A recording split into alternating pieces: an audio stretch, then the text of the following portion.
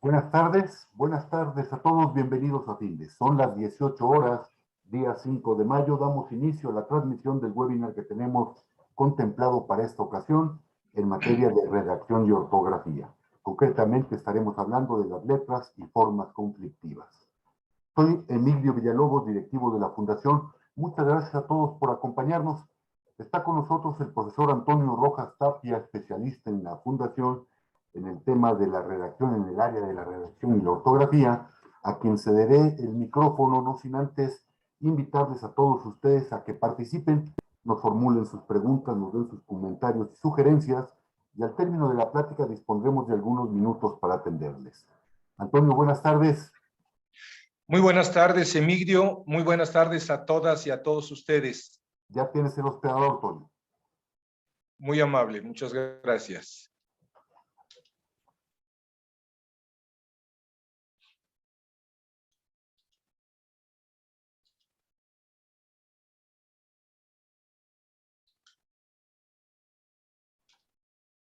Hola, buenas tardes. Pues muy buenas tardes a todos ustedes. Gracias por estar aquí con nosotros en esta plática breve que tendremos acerca de la redacción y ortografía y, por supuesto, en una forma particular, las letras y formas conflictivas. En primer lugar, quiero ratificar que una redacción clara y precisa es resultado de un pensamiento claro y preciso. La redacción obedece precisamente al orden que tenemos en nuestra mente. Y vale la pena que consideremos el aspecto, digamos, comunicativo de la redacción, ya que un texto no es responsabilidad nada más de quien lo lee, es principalmente o inicialmente de quien lo escribe. Es decir, yo redacto un texto y no puedo decir, pues fulano no lo entendió porque no sabe leer, y otra persona no lo leyó porque no comprende bien, pero mi texto está muy bien escrito. No, si de 10 personas que lo leen, 9 no lo entienden, el problema es de quien está escribiendo. Y si una persona lo lee y no lo entiende, es el 100% de nuestros lectores, el problema puede estar en quien está redactando. Entonces, un texto bien redactado es aquel que no puede dejar de ser entendido por quien lo lee. Recordemos que es muy importante tener en cuenta que la redacción es una habilidad. No solamente implica conocimientos, sino implica práctica. Es como si tomamos un curso de redacción, de natación, o queremos aprender a tocar el piano y nos ponemos a leer cómo se toca el piano. Nos ponemos a leer cómo se nada muy bien. Tenemos que meternos a la alberca, tenemos que sentarnos frente al piano para ejecutar. Y entonces, a redactar se aprende redactando. Y por supuesto también ayuda leer. Porque leer, estoy refiriéndome, claro, a textos que estén bien escritos, que estén publicados como un libro, en un periódico, en una revista, que han sido avalados por alguien, porque ahí es cuando vemos cómo nadan los campeones, cómo tocan los grandes maestros del piano. También eso sucede en la redacción. Cuando leemos libros valiosos, textos periodísticos, revistas avaladas, obviamente estamos leyendo, estamos dándonos cuenta de cómo escribe la gente que sabe hacerlo. Para redactar se necesitan conocimimientos. Por conocimiento quiero decir que sepamos lo que queremos comunicar. Experiencia. A esto me refiero con ese aprendizaje que se da en la vida cotidiana, no el que está en los libros nada más, sino el trato con la gente y nos va a mesurar el texto, porque un texto, un documento que nosotros hacemos puede estar bien redactado si lo escribe A, puede estar bien redactado si lo escribe B, pero depende del contexto en el que esté, cuál funciona mejor. La redacción no es como en las matemáticas. Un resultado está bien y los demás están mal. No. Puede estar el texto bien por cada persona que lo haga. Se necesita sensibilidad para que lleve un tono adecuado. Si estamos formulando una hipótesis para generar una tesis escolar, se necesita esa sensibilidad para generar un documento de cobranza o de venta o de promoción. Entonces, depende del interlocutor, depende del contexto, depende hasta del país, aunque sean de habla latina. No es lo mismo dirigir un documento a un argentino que a un cubano o a un mexicano de Chihuahua o de Yucatán, de Oaxaca o de Colima. Las sensibilidades son diferentes. Necesitamos eso que se denomina asertividad, que es el saber decir las cosas en una forma clara, no grosera, pero sí precisa, sí directa. También necesitamos, por supuesto, cierto cuidado, cierto tratamiento, a veces de tú, a veces de usted, a veces en plural, a veces en singular, a veces en segunda persona, un tú, un usted, a veces en tercera persona, él, ella, y sobre todo se requiere voluntad, voluntad para escribir, el deseo, pues, de querer formular un texto en forma adecuada. Aquí puse algún ejemplo que nos remite a precisamente los conflictos que tenemos en las letras, en las formas, en las palabras, en las oraciones.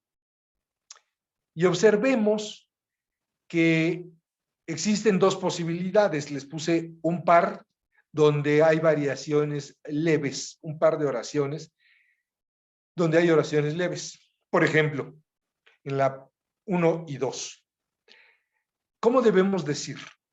¿La mayoría de los estudiantes llegaron tarde o la mayoría de los estudiantes llegó tarde? ¿Cuál es la diferencia entre 1 y 2? La diferencia es que el verbo está en el 1, está en plural, y en la 2 está en singular. ¿A qué obedece el plural o singular? Se llama número, gramaticalmente, el número del verbo. Debe estar relacionado con el sujeto, con el núcleo del sujeto. Aquí estoy hablando de la mayoría, no estoy hablando de los estudiantes. De los estudiantes es un calificativo para mayoría. La palabra principal es mayoría, que es singular. ¿La mayoría llegaron tarde? No, la mayoría llegó tarde. La 1 está equivocada, la 2 es correcta. Otro ejemplo. El cultivo del arroz y el del frijol es muy delicado. 4. El cultivo del arroz y el del frijol, perdón, ahí me equivoqué, debí cambiar, son muy delicados. Eché a perder el ejemplo, pero bueno, sirva para que lo pongamos en plural, porque está hablando de dos cultivos, un cultivo del arroz y otro cultivo del frijol. Entonces no debe decir es muy delicado, sino son muy delicados.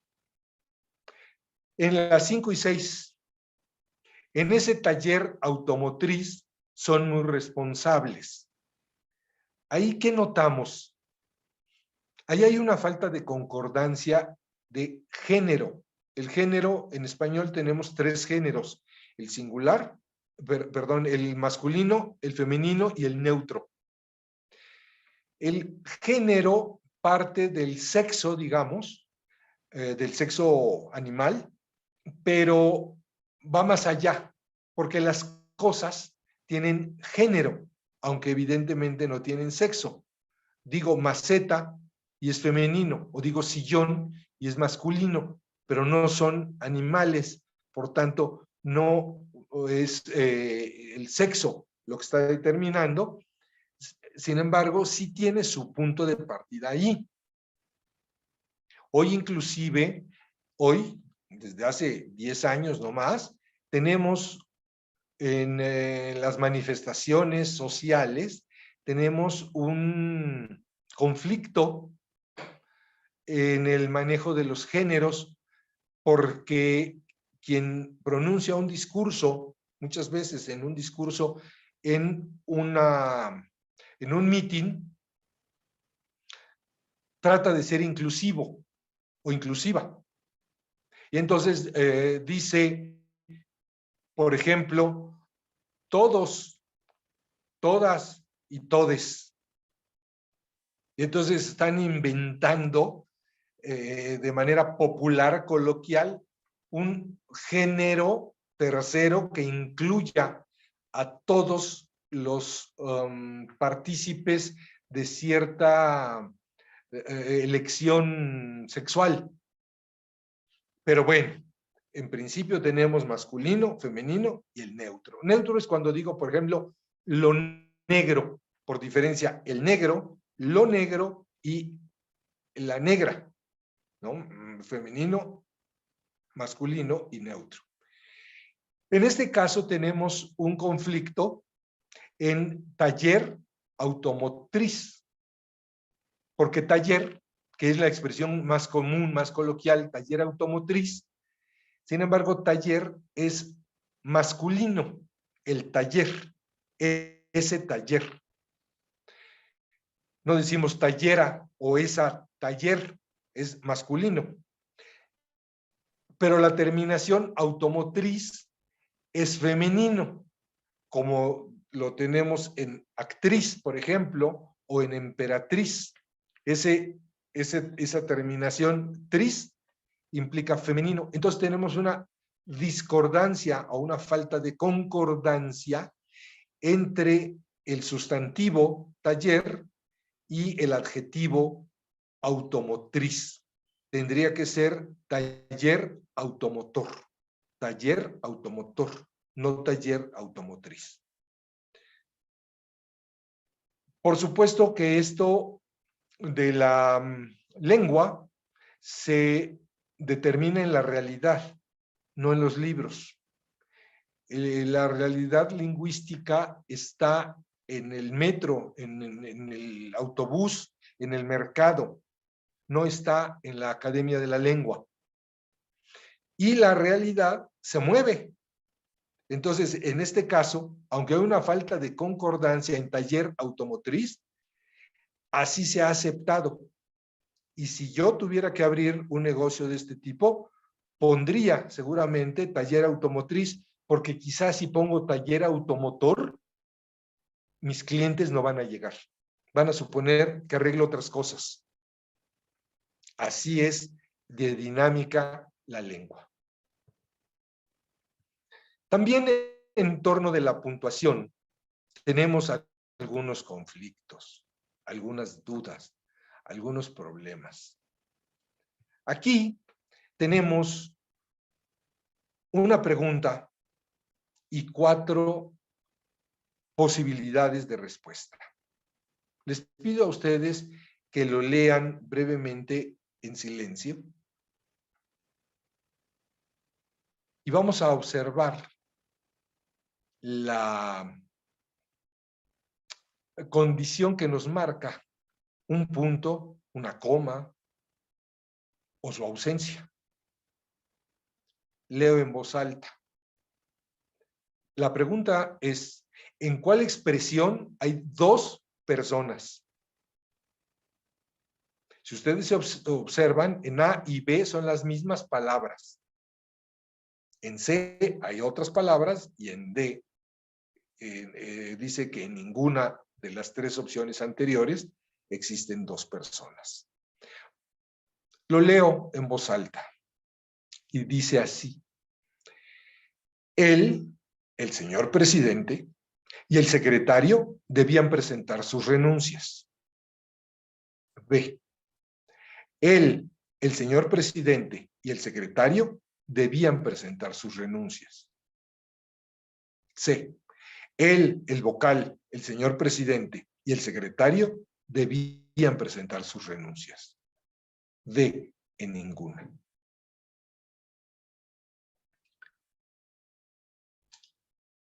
Nos dice Miriam Alejandra que es la respuesta, es A. Beatriz nos dice que es D. También Celia dice que es D, de dedo. Guadalupe dice que es D. Laura dice que es B, B de bueno. Jesús nos dice que es D, D de dedo. ¿Alguien más? Bien, la respuesta correcta es A. La respuesta correcta es A, como bien lo apuntó Miriam Alejandra.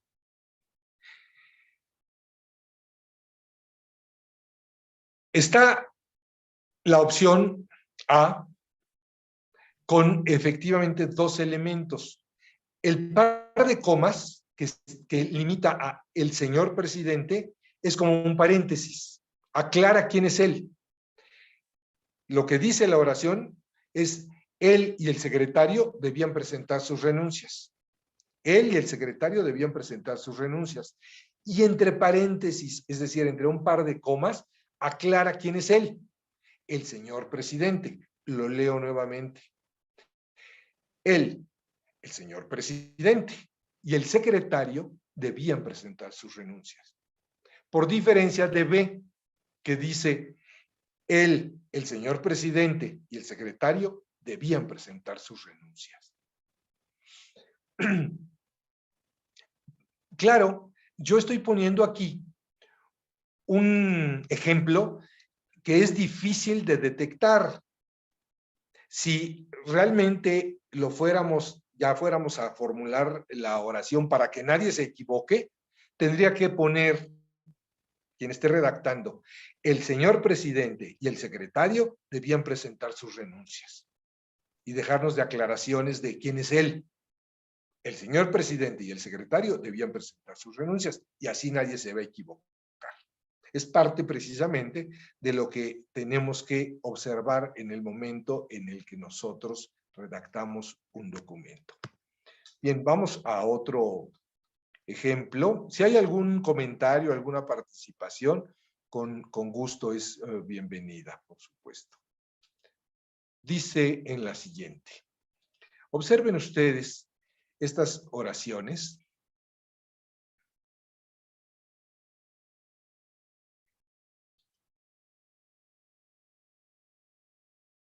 Quizá el ejemplo está un poco extenso para este momento y lo voy a saltar, perdón, pero se trata más o menos de lo mismo.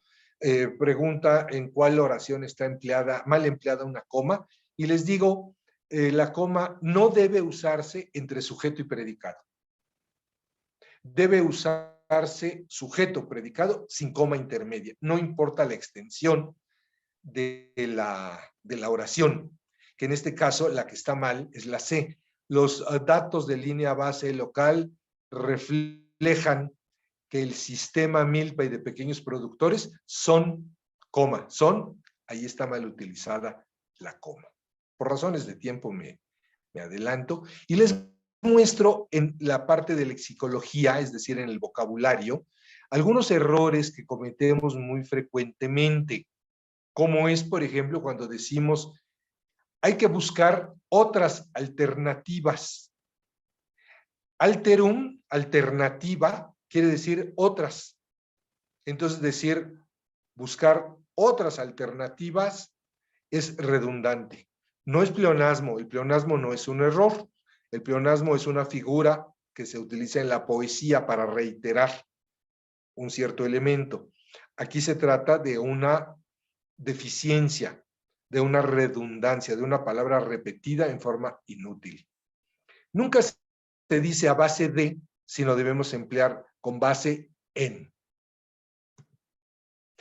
El uso de las preposiciones es complicado y con este ejemplo estoy cerrando la plática y los ejemplos. Es común que la gente diga un billete de a 100, de a 100, ¿por qué de a 100? En lugar de decir un billete de 100 pesos, no de a 100, sino de 100 pesos. A veces le quitamos preposiciones, a veces le ponemos preposiciones de manera que no es la tradicional, la ortodoxa, la más adecuada. ¿Correcto? Cierro hasta aquí la presentación, pero quedo a sus órdenes en este mismo momento para responder alguna duda, alguna inquietud, algún comentario que quieran hacer. Es bienvenido, por supuesto. Escucho con mucha atención alguna duda, algún comentario, algo que quieran decir al respecto. Solo damos unos segundos a que los participantes, si así lo consideran conveniente, formulen sus preguntas, sugerencias o comentarios. Y mientras tanto, recordarles que todos los jueves a las 18 horas estaremos abordando diferentes tópicos de interés, tópicos de actualidad en el ámbito de los negocios. Y el próximo jueves 12 de mayo a las 18 horas, reitero, estaremos abordando el tema técnicas de cobranza. Los invitamos, inviten a sus compañeros, inviten a sus amigos. Y bien. ¿Algún comentario? ¿Alguna duda? ¿Alguna inquietud? Bien, pues siendo las 18 horas con 22 minutos del día 5 de mayo, damos por culminado el desarrollo de este webinario. Muchas gracias, Antonio, muchas gracias a todos ustedes por participar con nosotros. Hasta luego. Gracias, hasta luego.